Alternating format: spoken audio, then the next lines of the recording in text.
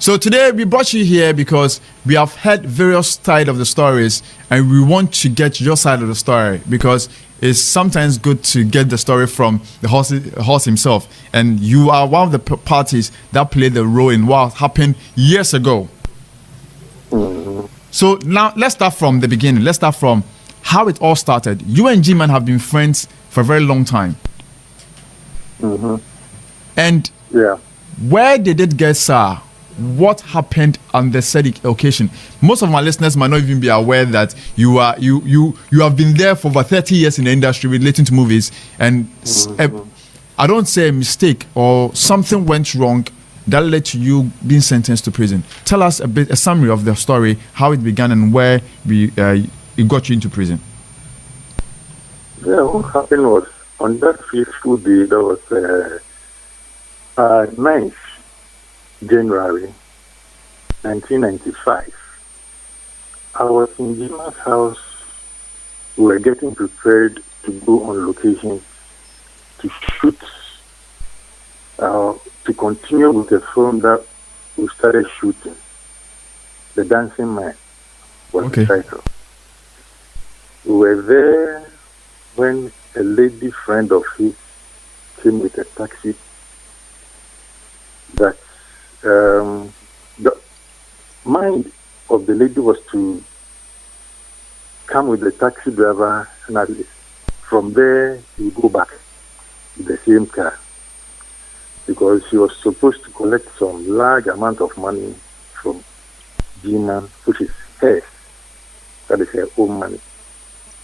So when she came with a taxi driver, there was a misunderstanding between G-Man, the lady, and the taxi driver over a fare. Okay. So the misunderstanding could not bring any understanding. The taxi driver left, with his car. Some few minutes later, I heard there was another guy in the house. I heard him called Charles.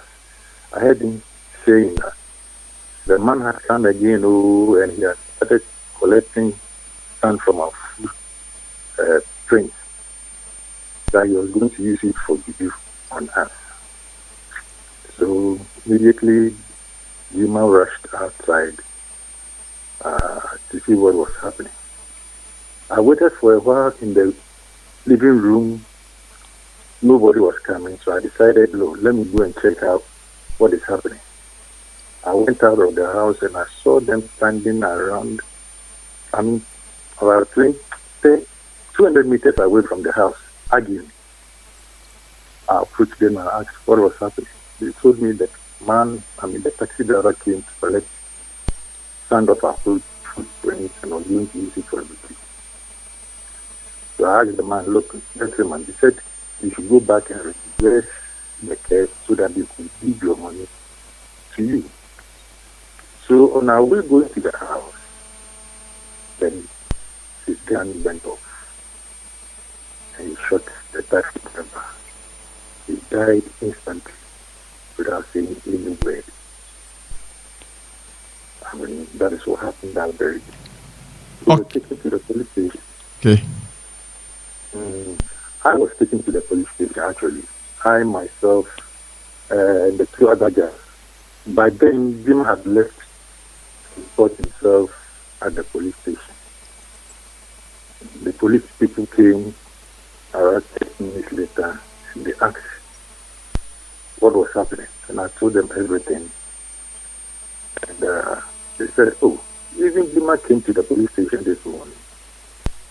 He came and asked of somebody, but the person wasn't there, so he left in his car.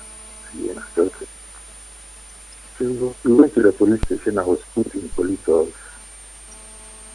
So late in the evening when Jima came and reported himself, we were put before court, and I was given life imprisonment, and he was given death by hanging. So the mafia, that is what happened some years ago.